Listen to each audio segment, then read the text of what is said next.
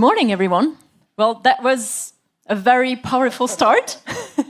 So a warm welcome from me too for the second day of ECFR's annual council meeting. And I'm delighted to chair a panel today that will not be really about the US or China, and possibly that will have a positive outlook because it's so about how the EU can do better when it comes to developing ties with developing economies.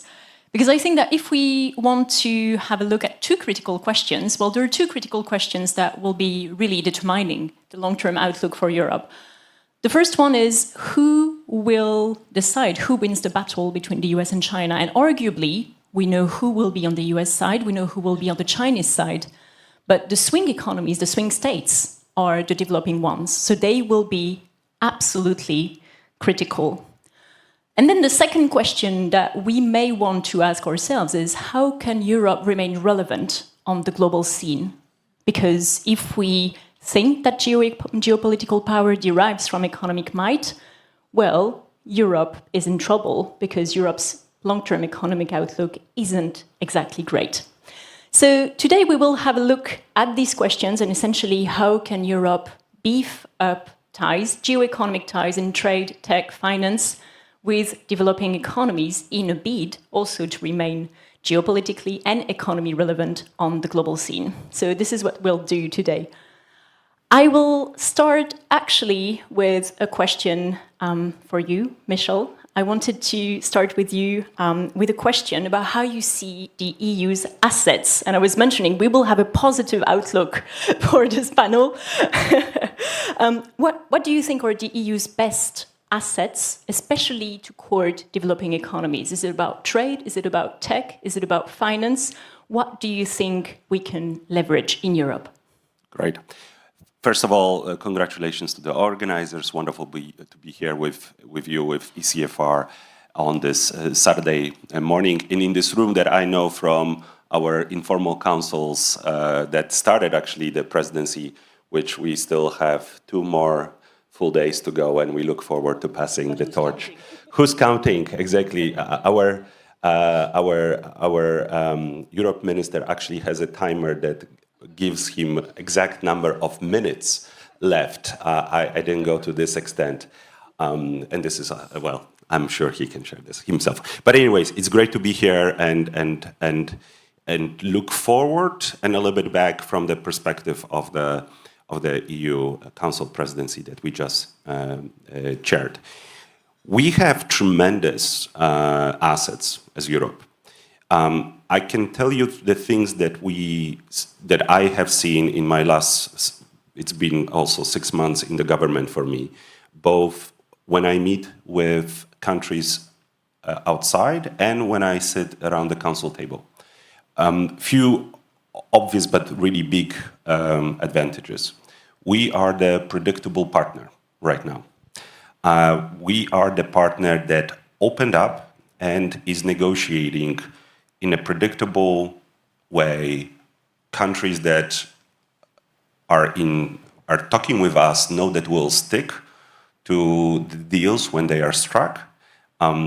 We provide access to a wealthy, big internal market.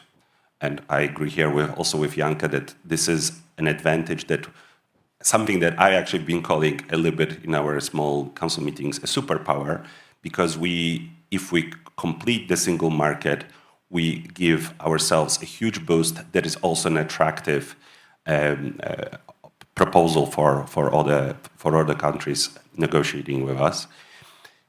We realize that some of the huge challenges that we have, but Europe is now in trade negotiations with the US, which is just 13% of the global market and the global trade. So we have the 87 to look at.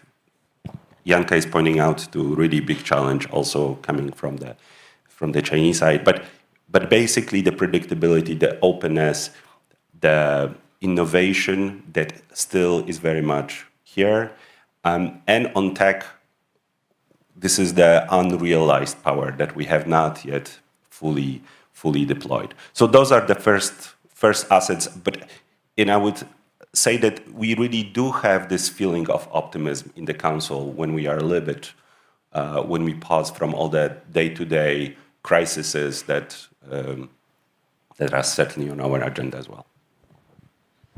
Thank you very much. And perhaps turning to Cecilia now, as a former EU Commissioner, what do you think the EU must do better to leverage these assets? We'll go very general for the beginning of the panel, and then we can dig into some specific aspects. But what do you think that we can do better in a nutshell? Well, good morning, and I'm delighted to be here, and thank you to the Polish presidency. Only 2 days left, but so far you've done very well. Well,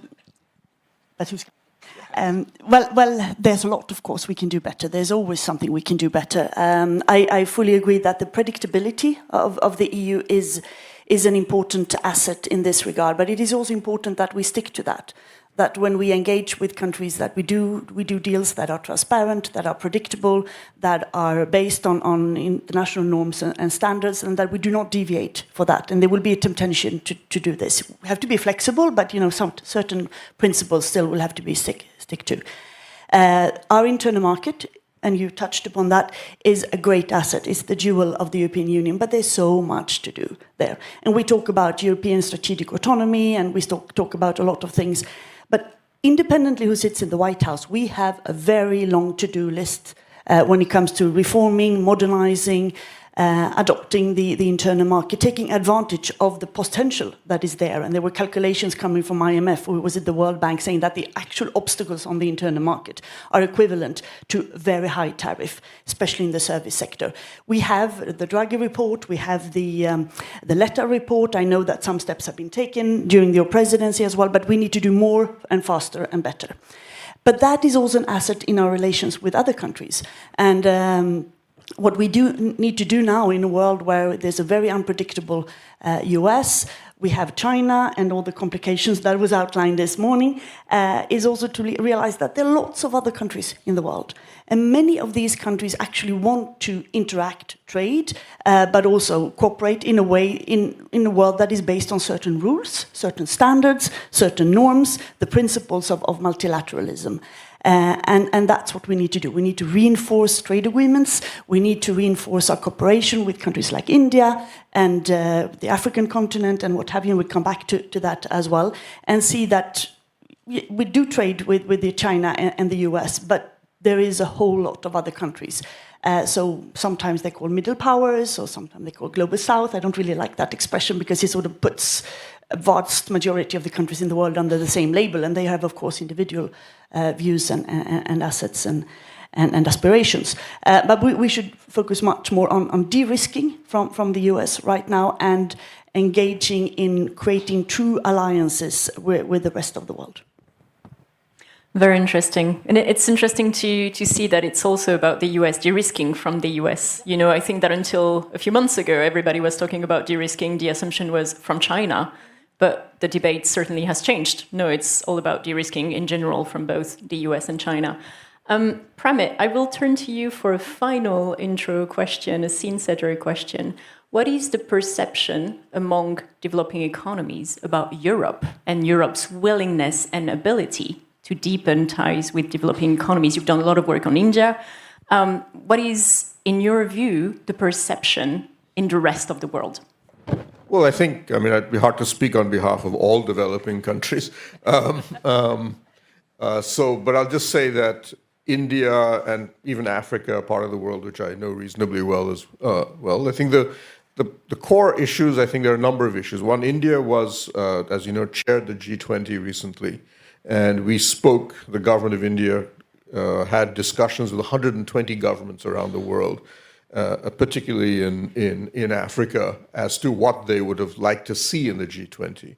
And we noticed that a lot of them said, especially in the LDCs and other parts, chunks of the global south, said, look, we get that there's a bunch of changes taking place, digital revolution, green transition, all of these technological changes that are taking place. We don't want to get left out. But we also don't want to get caught in a US-China battle.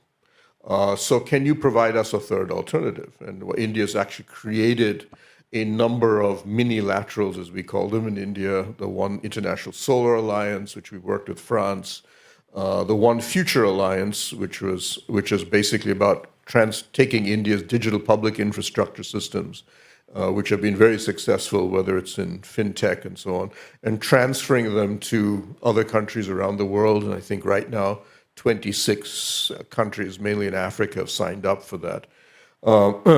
And a lot of these we've asked Europe to help us because we've been looking for partners. India may have the technology and we may have the ideas. We don't have that much money.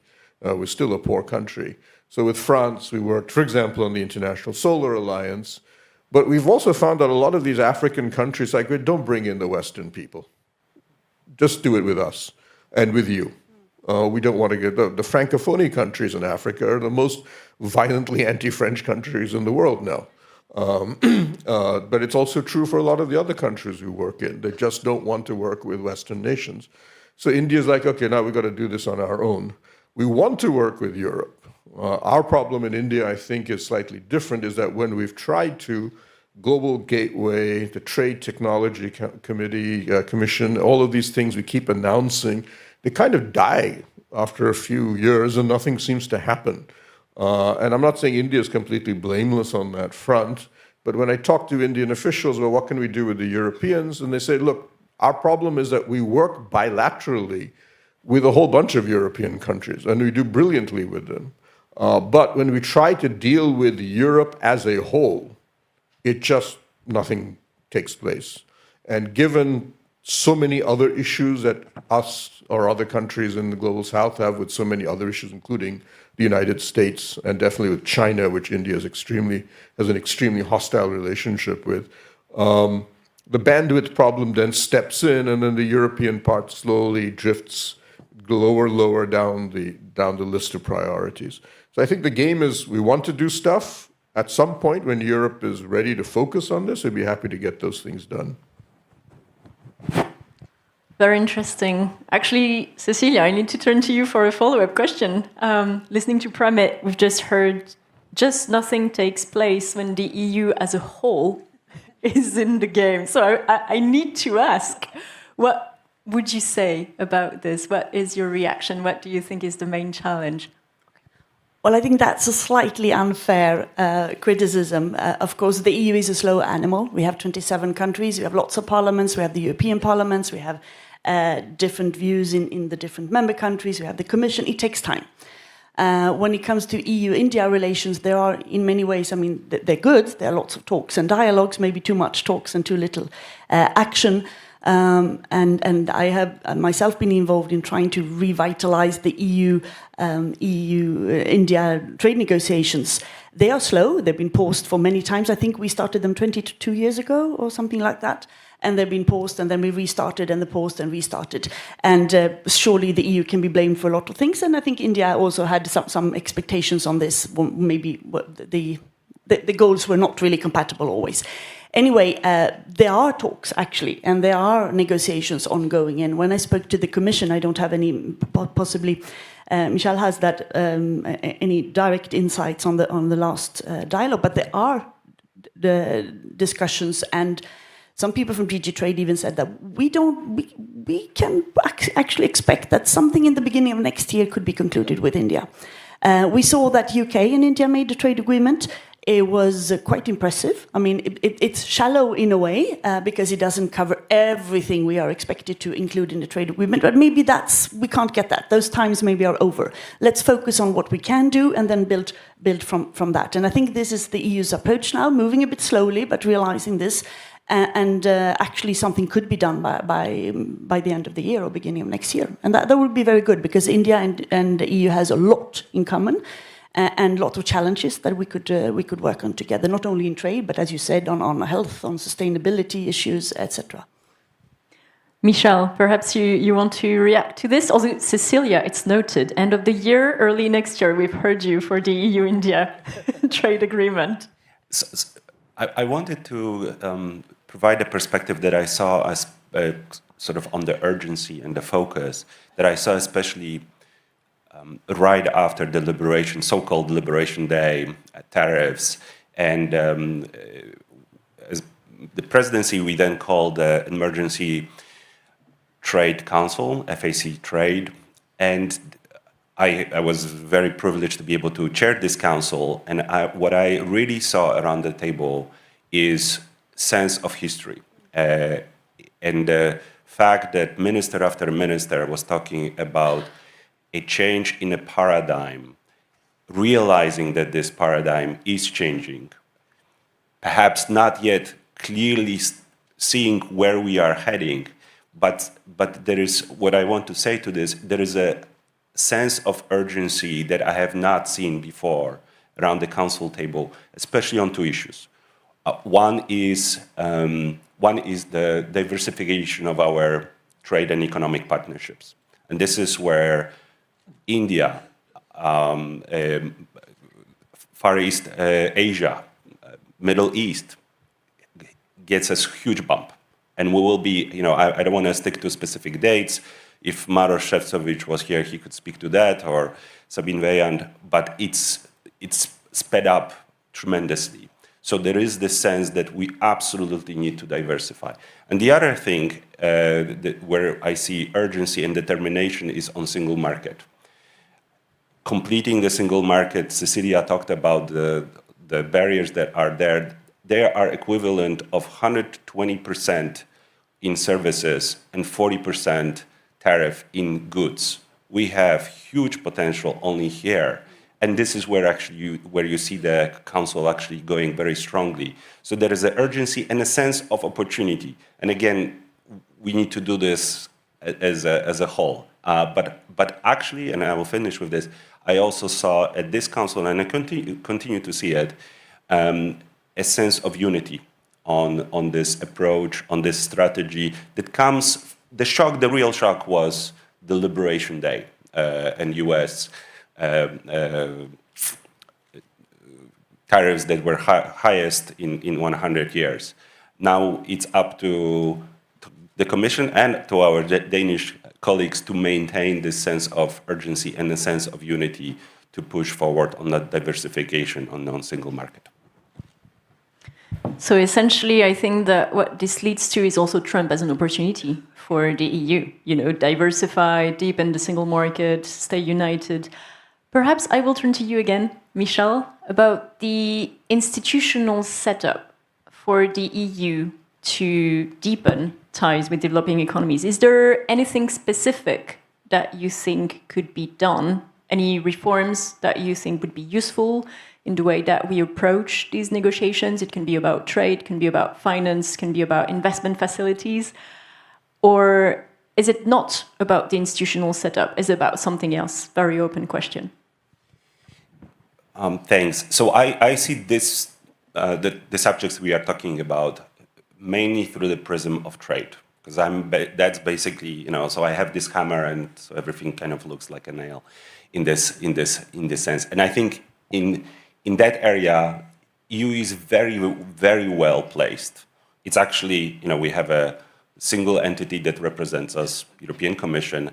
We have QMV on most things.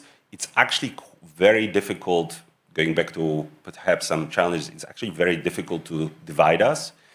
And that's why we maintain unity as well. And thanks to great Polish presidency as well, I'm sure our leadership has been critical.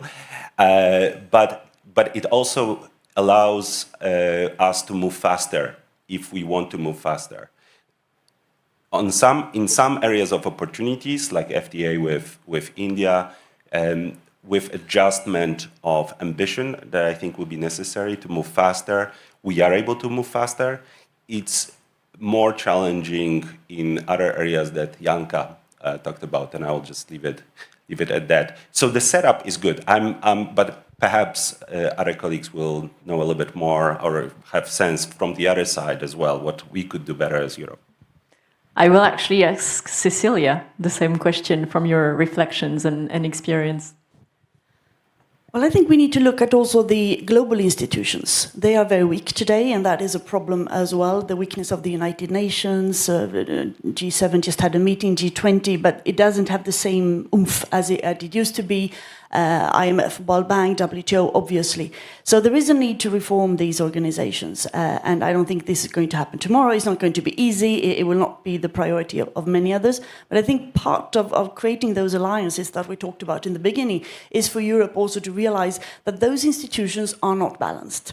There is not enough influence for the developing world or the rest of the world in the Security Council, for instance, and in the voting patterns and some of the others. And the EU has talked about this in the past, but I think we should push even more for a reform in that regard to also realize that the world has changed. And those institutions were put up just after the Second World War. The world looks very differently today as well, and there needs to be a more balanced division of power in the world, and the EU could work with the other allies to achieve that on a long-term basis. So more specifically, would you be thinking about World Bank, IMF, yeah, quotas? Security Council, yes. Mm-hmm. Okay. I know this is very difficult. I'm not, but at least we are in a state where everybody is just seeking for where shall we start. So at least trying to identify the loopholes and try to work for that. And I think this is something that many countries would expect the EU to be engaged in as well. And it would probably send a very powerful signal. It would.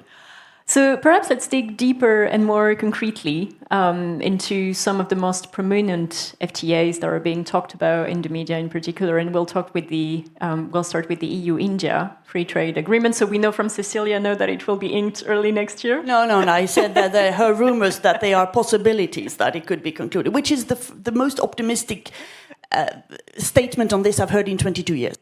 Absolutely. Which is good. You were mentioning 22 years of negotiations. I mean, yeah, exactly. Yeah.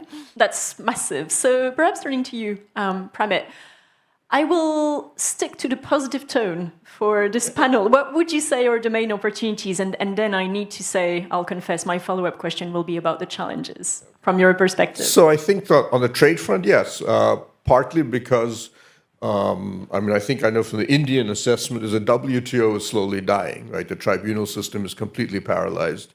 The Americans are negotiating on a non-MFN basis. So after those two pillars are knocked out, what is left in the WTO is effectively the GATT. And when I was in Washington recently and I took a turn about all the think tanks and Republicans and Democrats on both sides, they said, yes, it's the GATT. We're going back to the GATT. And one of them even said, oh, the GATT didn't work too badly. What's wrong with it? But the point is that, but what is everybody doing then is what every government is asking, what is my plan B if the WTO is dysfunctional? It's my FTAs. It's my plurilateral and bilateral FTAs. So you can see this rush to secure all your major marketplaces so that so your customs official has some idea, but more importantly, your companies have an investment strategy because they have some guarantee of what their supply chains and what their tariffs are going to be over the next 5 to 10 years. So with the EU, for example, yes, the EU came in and said, we're prepared to drop a lot of the non-trade issues in the FTA because that was the real hurdle between India and the EU, and we'll focus on the hard trade issues. So out of the, I think, 23 or 24 chapters in the FTA negotiations, I think 5 are already closed. And the original idea was to declare an early harvest in July. But then now they've decided they're doing so well, they might as well go the whole hog and try to get a full deal done. In addition, there's a question that everybody, all of us are negotiating bilateral agreements with America and are waiting to see what we have to each concede or get from the United States and then incorporate some of that into our own trade negotiations. But like the New Zealand Prime Minister came to India recently and he said, I want an FTA in 60 days. And the Indian side was, that's a little fast, isn't it? And they said, yeah, but just take the Australian FTA you have and add a clause on kiwi fruit and it's done, right? But we need to secure the market now because we don't know where international trade is going. The UK FTA is a bizarre one. It's a press statement. There's no draft text. I remember after it was announced with India and the UK, I said, where's the draft text? They said, it's being negotiated. I said, after the prime ministers have announced it. They said, that's the way it's done these days. Okay. And there's a clause inside the press statement which says that we will renegotiate it in case, effectively, our respective American deals get changed. And we have to add some more lines here and there. So you have, I mean, I think for the British, it was really about whiskey. India is the world's largest whiskey market. If you give tariffs, more bourbon concessions and Scotch concessions, we get the same, right? But so you have these strange trade negotiations, which are now doing at a very rapid speed, as fast as possible, being kept in a state of sort of perpetual quantum uncertainty because they're being based on what other FTAs are coming through. And what President Trump is thinking that morning, it seems. So you have to, so that's fine. But it's good because it's happening, right? And it's necessary because the WTO is falling apart. But yes, I expect an EU-India FTA will possibly be done, yes, by the end of this year or, well, Christmas happens at the end of this year. First quarter of next year, I think is perfectly feasible. But the investment treaty will be a separate negotiation within that. But we have an EFTA agreement, we have a UK agreement, so the EU one just makes perfect sense. In fact, India is looking at FTAs with every country in the world except for one, which is China. So perhaps one observation when you describe the UK-India FTA, this sounds very similar to the UK-US trade deal, which minus the whiskey. Yeah, but which that looks, French whiskey, it's terrible. Which looks very empty. I had mentioned that my follow-up question would be about the main challenges. Can I ask you for your thoughts about the missing part is the TTC. When the Quad was created, actually the Quad was recreated several years ago. At the heart of it was America, Japan, Australia, and India saying we need a technology response to China. This is about supply chains. This is about integration of technology, about coordinating of policies.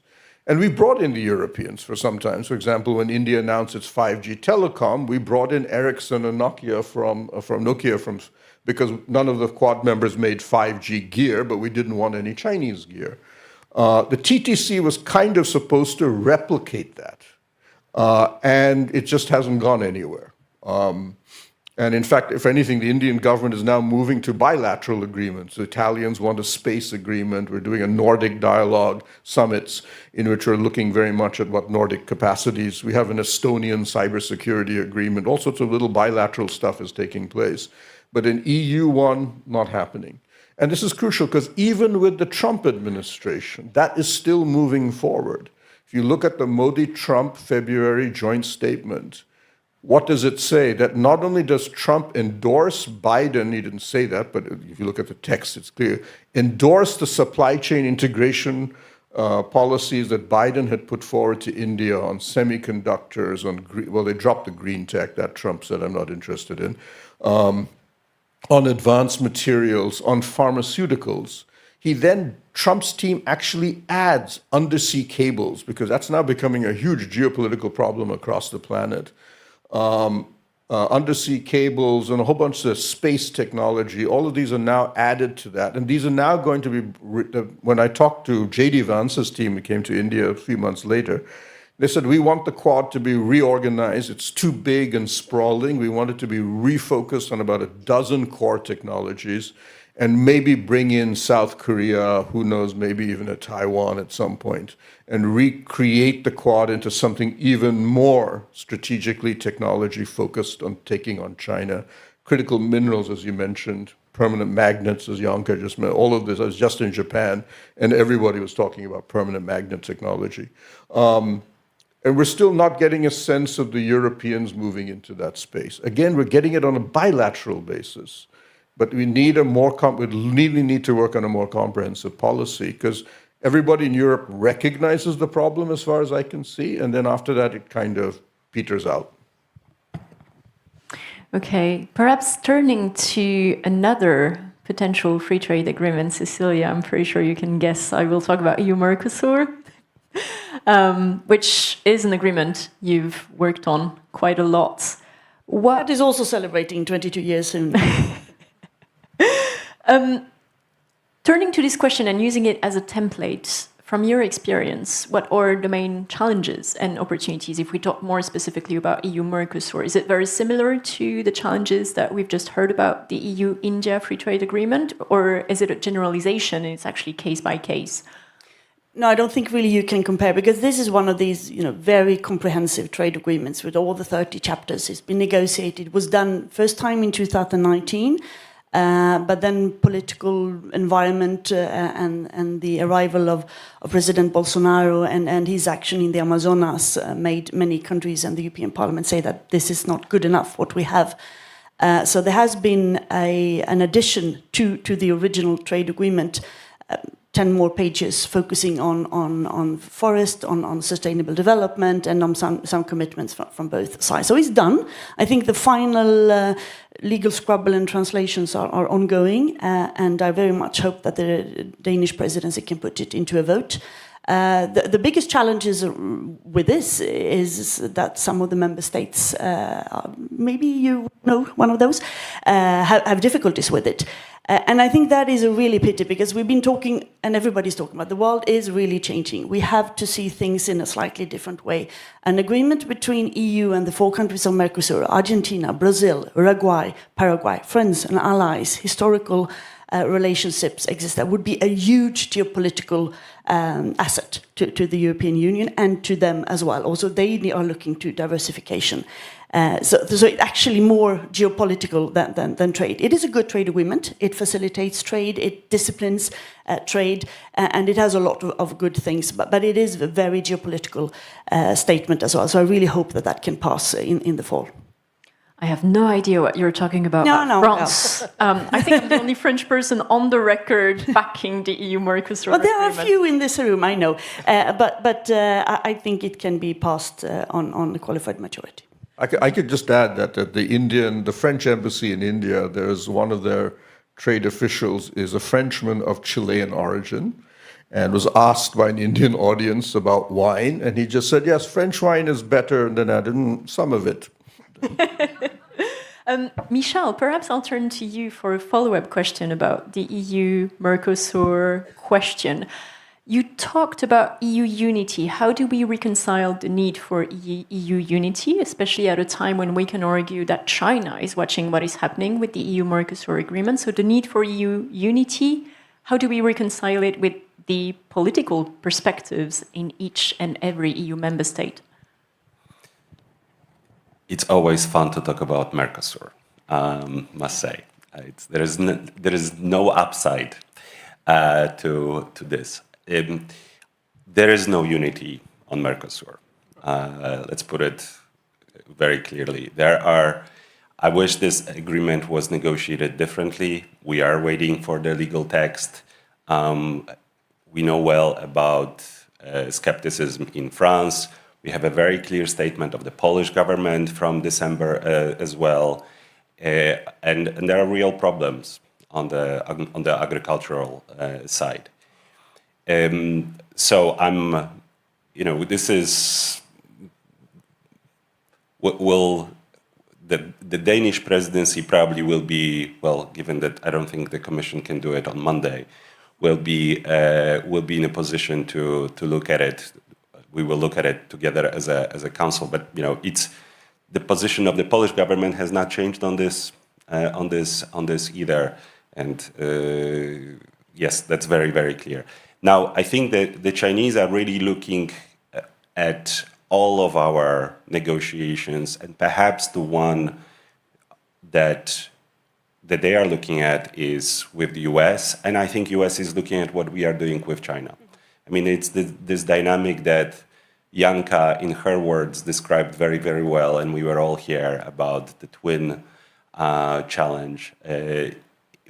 We are seeing it this way in the council. I think the urgency is, and the focus, the political focus, has been much more on the transatlantic bit than on the Chinese bit. But on July 14th, we are meeting in another FAC Trade Council, and what are the 2 items?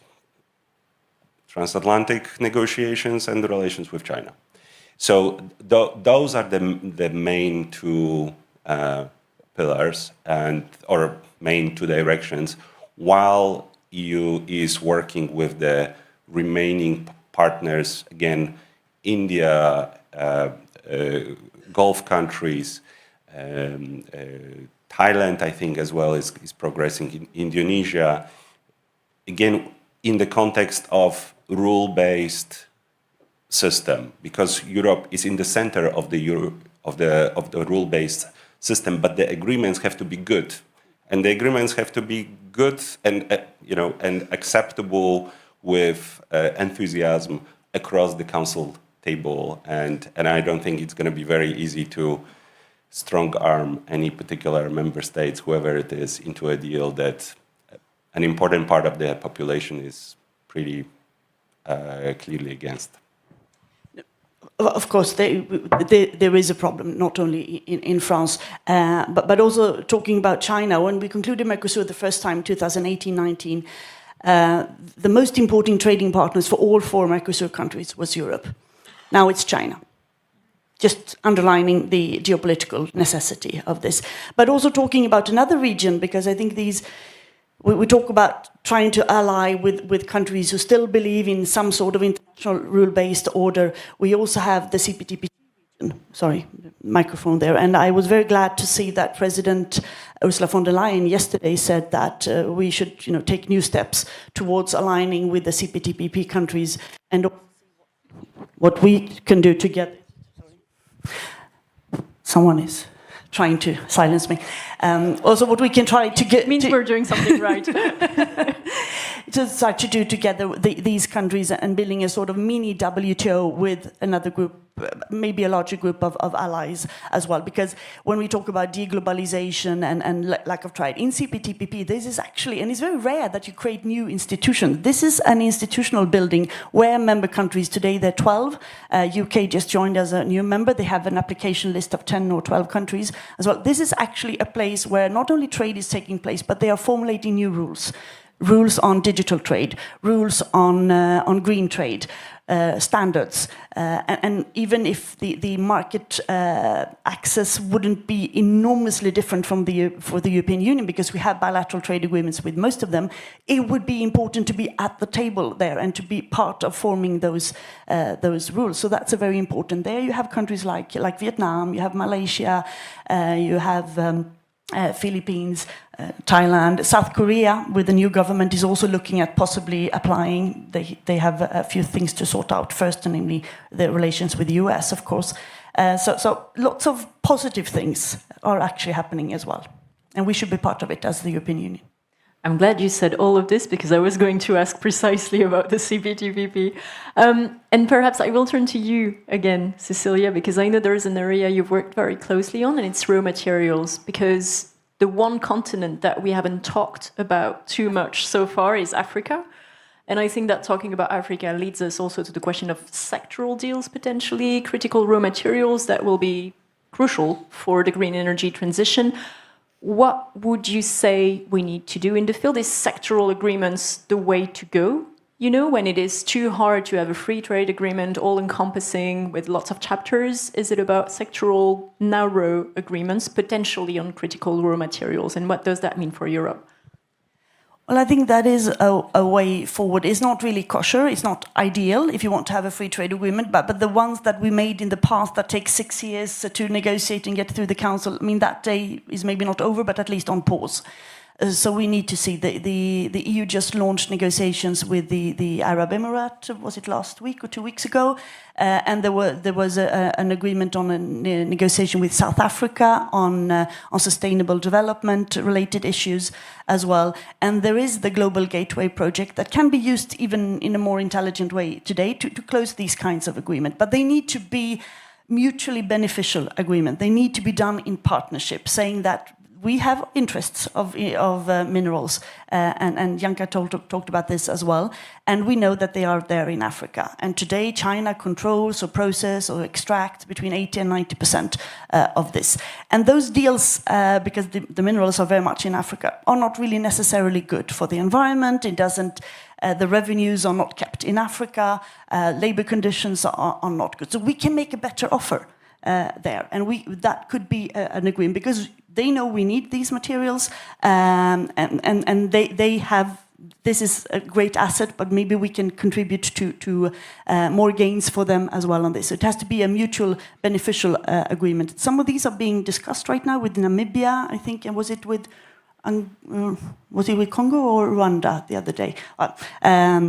So it is taking place, and I think that would be very important. That's also very much part of the agreement that is being negotiated with Indonesia, who have a lot of nickel, because we really need to, the need for these kinds of materials will increase with 100% the coming years, because we need them in the green transition, we need them in the digital economy, and we need them in weapons. And we have some of it in Europe. We have lots of them in my country, for instance, but they're 400 meters down, and there's a lot of procedures and impact assessments and, well, a lot of investments as well. But in Africa, where they're already processed, we can maybe help investing in that and making it a more sustainable process as well. And perhaps, Michel, I'll turn to you now. How do we also enlist the cooperation from the private sector? Because we talk a lot about investments, we talk a lot about developing ties, but it will not happen without private sector buy-in. So I would worry that our conversation is all very nice and well, but it's, a bit theoretical. How do we also get the private sector on board? What is your perspective on this? So this is absolutely the right question, and this is where we as Polish government, we as other governments are really focused on, because it's also filling some of the existing trade agreements with more oomph, more power. And here I will connect also the dots with critical raw material, an area where, so my first visit in our new shiny economic development or economic diplomacy program was to Canada. And it's precisely because we are in such a moment of this changing dynamics, changing paradigm, that the existing supply chains are being broken, and Canada, let's take the Canadians, are desperately trying to diversify. We have CETA, it's operational. Now the government's role is to perhaps identify, open up, encourage businesses, but I see this, every time I travel with a business delegation. In Canada, it was very much the same case, and you could see that they want to, and now they are just looking for specific opportunities. We are not going to do anything against the business community, but we are also, as governments, again, are in a position to create opportunities for them to make the links. Often links that we in government will never think about. But this push and sense of urgency that I see in around the council table, I think is there in the business community as well, with some of the, again, taking advantage of rules and free trade agreements that are already there and filling them with more life. Thanks a lot. Perhaps, Pramit, turning to you now, if we discuss sectoral agreements, so very narrow, specific, targeted, India has actually deepened ties in a number of sectors with some EU member states. Do you think that this is the way to go? This is a useful template? And what has been the experience from the Indian perspective with this? Which sectors in specific are you thinking about? Well, I'm thinking about tech. I'm thinking about... Yes, okay, yeah. So yes, because right now the EU, as she mentioned, is a slow animal. So the TTC is only met twice. And after that, we keep adding things to the agenda, but the agenda doesn't seem to be moving forward. And, let's also be frank, some of the EU governments, member states, don't undermine the TTC because they prefer to have a bilateral relationship. They come to India and say, why are you wasting your time with Brussels? Talk to us. We can get it done faster. And we get all the contracts. And that's basically what does happen right now. And so, but on the tech side, a lot of it is driven by the companies themselves. A lot of it is B2B. The Indian tech companies come out and they say, Estonia is actually very good in cybersecurity, and the other country we work with very closely is Israel. And they work with everybody, so let's work with them together. We work very closely with a lot of the Nordic countries. We work with France on a whole set of defense technologies that we don't, but we're about to buy probably, I think, our first German weapon systems, ThyssenKrupp submarines, which will be the first time I think we're buying a platform from Germany. And so, yes, we have all of these bits and pieces coming together. On the pharma industry, we work very closely with Britain and Switzerland, which is not an EU country per se, but obviously related. But a lot of that is B2B and then B2 business going to the government and saying, can you help us work on some of this? But again, keep in mind that even now, the United States is now overwhelmingly India's largest economic partner. It is our largest source of FDI, FII, our biggest service export partner. It's our biggest trading partner. It's actually overtaken China, partly because India puts up such enormous barriers to Chinese investment into India. It is our biggest source of remittances, which is a big thing for developing countries like India. But we need to work further. One of the things we've been fighting in the BRICS against Russia and China is their attempts to create digital payment systems that are designed to undermine the SWIFT structure. And we've turned to the Western governments and said, look, you guys need to accelerate into digital payments on global scale. The system of going through partner banks and stuff is just ridiculous. People are going to switch to this, and China is already moving into that space. You need to get an alternative. Otherwise, emerging economies, which huge amounts of remittance payments, are going to slowly switch to a de-dollarized payment structure. And we're so far falling on deaf ears, and we're still looking for partners to work on that. So yeah, there's a whole bunch of these areas that are there, and it would be helpful if we could get a stronger government-to-government connect on a lot of these, because that acts as a reassurance to investment patterns, especially in a moment of sort of trade instability in the world right now. And perhaps turning to you again about tech, I think that a lot of us will have heard about the efforts from India to position itself as an alternative to China for production of high-tech goods, for instance, semiconductors. What would you say is your assessment of where we are in these efforts and the road ahead? So on semiconductors, India, like a lot of governments, jumped into this idea, let's start making semiconductors. But the country we consulted with the longest on this was Taiwan. And the Taiwanese says, look, don't get into this business of trying to build a 5-nanometer chip overnight. It doesn't work that way. It doesn't matter what anybody tells you. And it doesn't matter how many subsidies you come to. They said the Rwanda came to us, to Taiwan, and said, can you build a 3-nanometer fab in Rwanda? And we said, look, first you start building like engines and bicycles, then you come to the fab later on. So they said, look, go down a different path. Testing, packaging, chip assembly, all of these elements, legacy chips. He said, forget about the 5-nanometer. The 70% of the market is still 25 nanometer and above. Big, clunky chips are still a dominant area. China's taking over that space. Move into those areas. So we launched a semiconductor subsidy scheme built around exactly that, just trying to get legacy chip areas into that. What we did sign with the Taiwanese, and we've signed a 10-year agreement with them, it's now 2 years old. Taiwanese said nobody's looking at who the hell is going to work in these factories. Because the fab manpower forces of the world are Japan, Korea, Taiwan, and China. All of them aging dramatically. And if you take out the Chinese, there is nobody to work in your fabs anymore.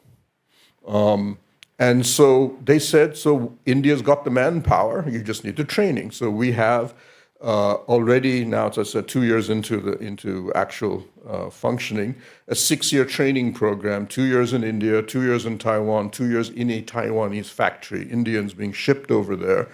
60 universities have tied up on both sides. to do this. And already, I think, a few thousand Indians are now sitting in Taiwan training themselves in preparation. And they said in 10 years, you'll have probably the world's largest ex-China manpower fab force. And that's what you really need to, nobody's looking at that. But then we see the Americans come in and say, we like what you're doing here. And we've seen 300 Taiwanese companies, incidentally, have come to India in just the past 10 years now, partly riding on Apple, but also riding on these type of things. And the Americans have come in and said, look, we'll take it even further. Legacy chips are big. Why don't you build a chip for the Pentagon? Build a chip for the US Space Force. We will pay for it. You build a fab in India.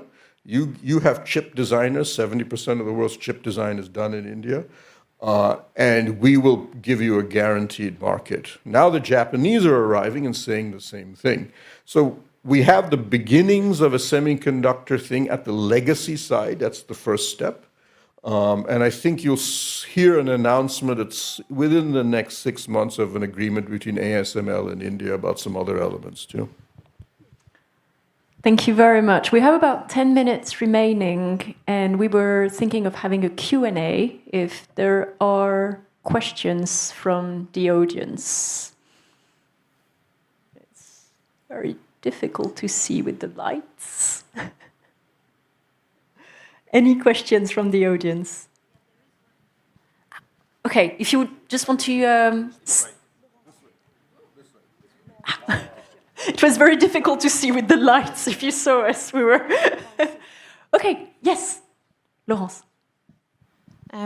Thank you for a super interesting discussion. I was very struck by what you've just been describing about India, and it seems to me that the global gateway hasn't filled up at all its role. So I was wondering, for all of you, is this because there's no real money behind it? I know we posted money, but there is no real money behind it. Is that a reason, or is it because we Europeans struggle to align our foreign policy with our common economic objectives? Thanks.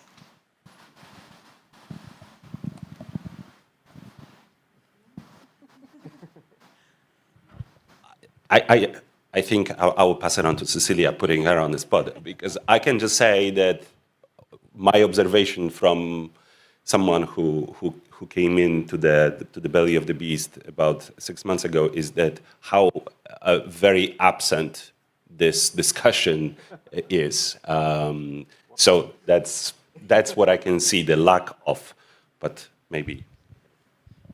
Well, I think you're on the spot. It is very absent. Probably a lot of reasons that there's so many other things on the agenda, and this has not really got through. If the TTC really worked, this would be an item that would be top of the agenda, I think. But you said there's been 2 meetings, and then the first meeting was just ceremonial, and then you haven't really got into it. But it's probably because there's so many other things happening that this has not been a priority, and it sort of fell out of the radar, because I was also struck with what you told right now. I'll just add that when the first Global Gateway announcement was made, I remember the EU ambassadors in India actually said, we have deliberately chosen spade-worthy projects, the ones that are ready to go. So everything is done, the planning and the money has been sanctioned, and then nothing happened. And to this day, nobody knows what's happened. But the Polish presidency still have 2 days to put it on the agenda, so maybe on Monday it will be solved. Let's take another question. Yes, please. Reinhard Bütikofer. Cecilia, you mentioned CPTPP. I would like to ask the other panelists how they look at this hypothetical option of teaming up or joining CPTPP. I'll just say that I know that the head of the India's main government think tank, Niti Aayog, has publicly said India should join CPTPP, and for 2 core reasons. One of them is it's fundamentally an Indo-Pacific centered one, which is what India sees itself as part of. Second, China is not a member. I can assure you, between Japan and Australia, it'll never be a member. In fact, the negotiations with India has had minor talks with CPTPP, and in China and both Japan and Australia said get in, and so we'll keep the Chinese out, and the three of us will block it permanently. But yes, it's a high for India. It's a high difficult thing because of the standards issues and a lot of this. And so India probably have to exempt itself from bits and chunks of it, but it's something definitely, I think the Indian plan is that over the next 2 to 3 years, begin moving in that direction. But right now, the core problem is to try to figure out how to stabilize the America relationship before you can move on to the CPTPP. Yeah, it's a interestingly also the optics through which we are looking at it. Very much a real interest prioritizing, though, negotiations with the US, figuring out all the challenges, perhaps some opportunities also on the Chinese side. Monitor is something we haven't talked too much about it. Jaka maybe alluded to it. Monitoring any trade diversion coming from third countries because of the trade war with the US, but behind this question, and all the interesting, all the acronyms, is that there is a community of nations that are really focused on rule-based system. But of course, when we want to fix the existing institutions, but what comes out from this is among those rule-based community is much more of a spaghetti ball approach, but there is a vast majority of us in that camp. Us, very much the global everyone, not south or north or anything. Let's take a final question, please. The microphone is arriving. Hello, Martin L. from Czech Economic Daily. I would have a question to Pramit. Similar thing on, as you describe, on the chip industry, what's happening in Indian pharmaceuticals, because he a little bit forgot about the pandemics and our dependency on China in this sense. So can we, in the next pandemic, rely more on Indian industry and cooperation with that? So, curiously enough, the country we're working the closest with is the United States. So both Biden and endorsed by Trump, if you look at this joint statements in the Modi-Biden and the Modi-Trump summits, they talk about safe and secure pharmaceutical supply chain. Safe and secure is just a code word for no Chinese inputs. It's as simple as that, right? And I know that Indian negotiators told me that when Biden put this on the table, he said, I want almost all antibiotics. They had a whole list of medicines. They said, you produce 40% of the generic medicine that the United States consumes today. Do a trade deal with us in which we have access, zero tariffs on high-end pharmaceuticals into your market, and we will pump money into an understanding in which we have these type of supply chains. And Trump came in and he just said, I fully endorse this. Whatever this, I don't want to mention Biden by name, but everything that this team was like, we want this. The only issue they said is that fentanyl and opioids, priority number one, because this has become an enormous political issue for the United States. India said that's not a problem. We can manufacture all of that. We produce the bulk of legal morphine in the world is produced in India. Very easy for us to do this. So on that front, actually, I think we're moving reasonably rapidly. What India is trying to do is that for African countries have said, we need inexpensive pharma. We produce the bulk of generic medicine for Africa as well. Gavi is collapsing because the Americans are pulling out, right? And I was talking to the Gates Foundation, which is very large in India, and they said, we're putting in $1.6 billion, which for an NGO is insane, but we cannot replace the United States. We desperately need other governments to chip in on the vaccines alone. You have the manpower, you have the technical capacity, please do something, but we need money. Chinese pharmaceutical, China's only area that Chinese is very good at is the APIs, which is the very basic bulk chemicals, acetic acid and so on. Since COVID's pandemic, India has reduced its API dependence on China from 80 to 39% by simply building the infrastructure for the affluent plants. Because the real problem is that they produce a huge amount of environmental muck to produce this, which is why China said, we'll do it, and everybody else ran away. Now, basically, the government of India builds that infrastructure. Again, India's talking to the Americans, at least, has said, if you support us building more of these, we can reduce that API to 5, 10, 15%. There's nothing that China produces that is particularly technically good. In fact, their vaccines are terrible. But, you know, we noticed in the COVID pandemic, the AstraZeneca vaccine, which we make, though AstraZeneca co-created with India, had 240 products, ingredients from 40 different countries. And if one country said no, the vaccine did not work, or it would not get regulatory permission. So the issue game is that you have to reduce those supply chain, that's one. Getting rid of China is just part of that story. But yes, we're still, I mean, the pandemic treaty, I think, has just barely got passed.